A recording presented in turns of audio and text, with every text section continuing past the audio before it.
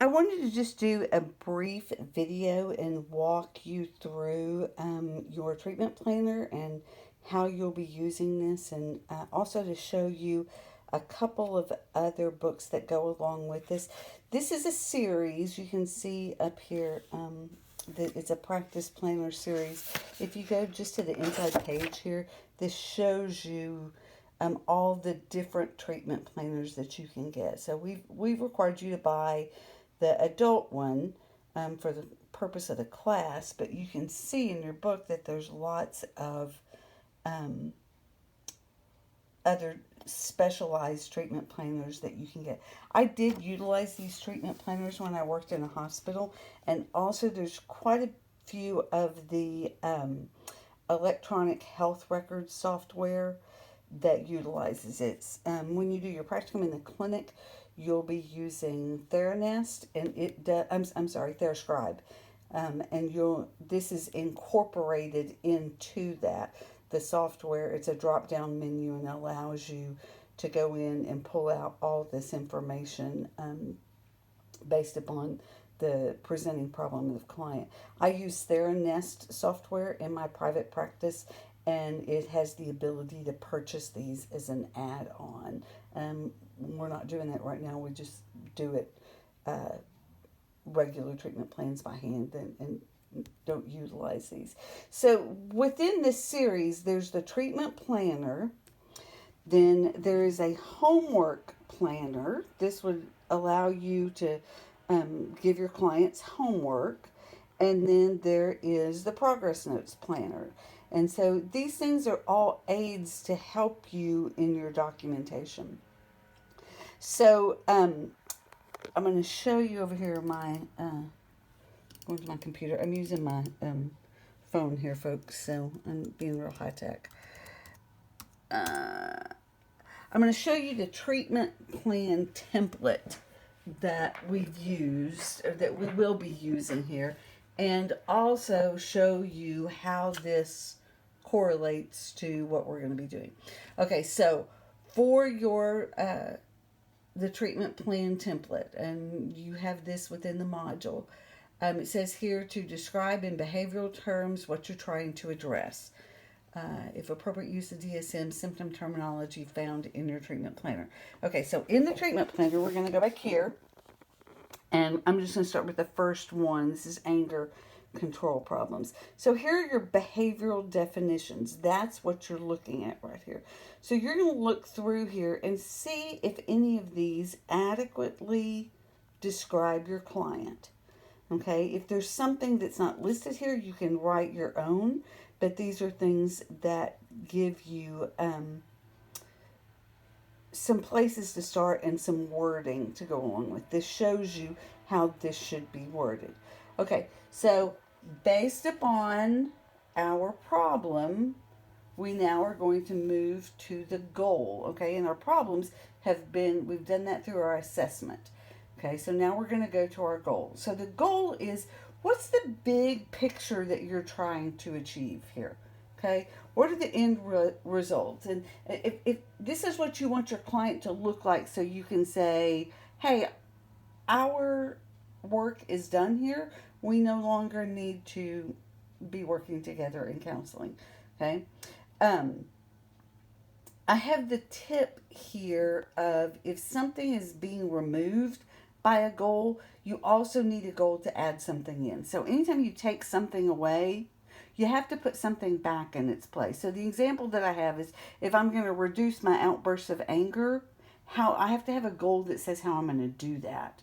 So the goal on how I'm going to do that is that I'm going to learn anger management skills. So I would have two goals that go along with that. So then here in your book, here's your long-term goals. Okay, and notice that it's got some blank places on each of these for you to add in if there are other things that you have found that you use a lot. Now, one of the things we don't want to do is that we don't want to have these cookie cutter treatment plans. We want to make sure that the treatment plan really applies to the individual client situation. So if there's something here that works, great. If not, then you can write your own, but they should be written in this format. You'll see some places that talk about things like that using SMART goals that says that, they have to be measurable, they have to be, obviously we want goals to be achievable, we want them to be related to whatever the problem is, and that we want them to be time limited. I'm just going to tell you, in counseling, it's difficult to put a time limit on that. Now, if you have somebody that's using insurance and you only have 8 sessions and that's all their insurance is going to pay for, then you need to be more attuned to the time part of it.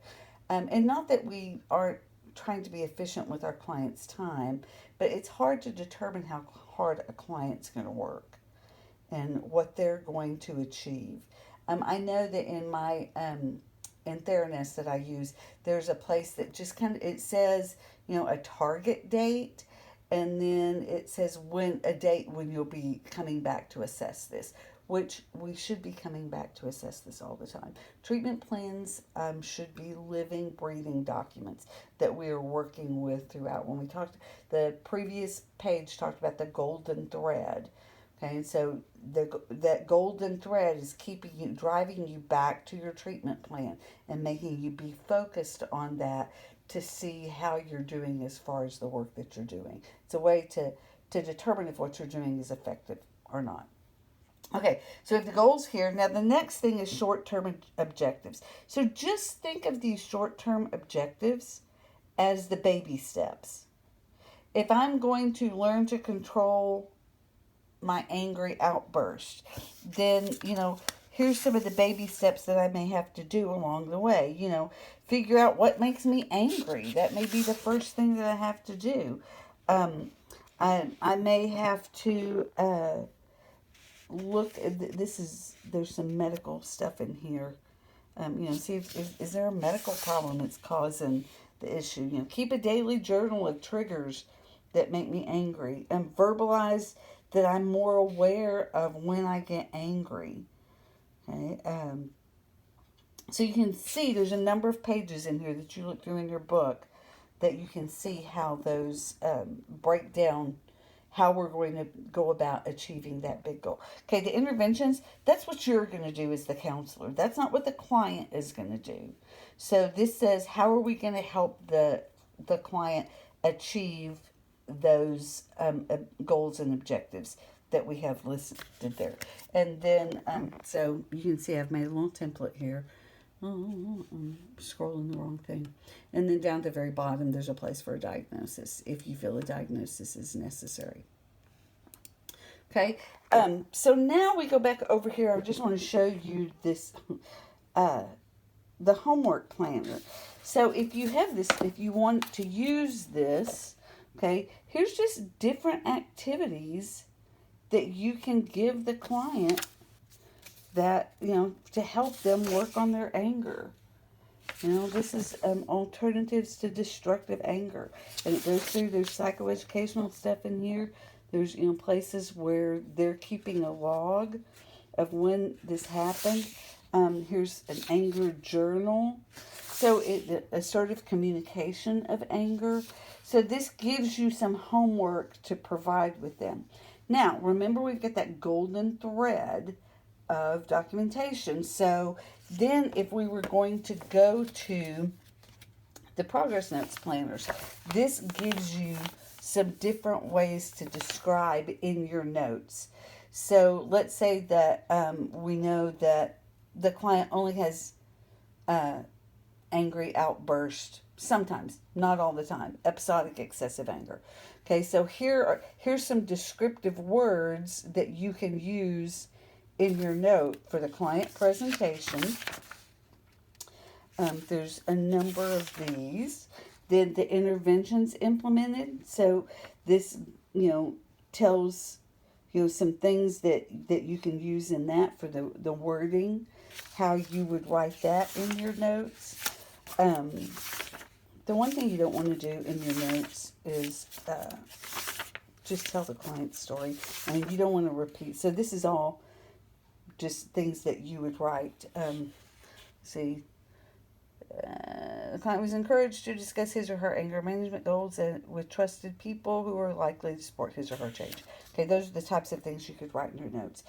But you don't want your progress notes to simply be just the client said this, the client said that, the client said this. So you're going to learn from the article, the Golden Thread article, and you'll be using this in the clinic. You'll use SOAP notes. That's subjective. That's what the client says. Objective. That's what you observe. Your assessment of the situation and the plan. In any type of note, you always have a plan as to what you're going to do next.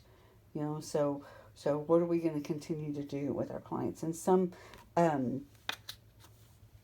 I've worked in some places where we used burp notes, and that's behavior. So you discuss the behavior that you saw, the intervention, what did you do, the response, what was the client's response to that, and then P is the plan. So it's burp, BIRP. But you will use SOAP notes in the clinic. Okay, so I hope that is going to help you understand this treatment planning process and how we're going to go about doing this throughout the course.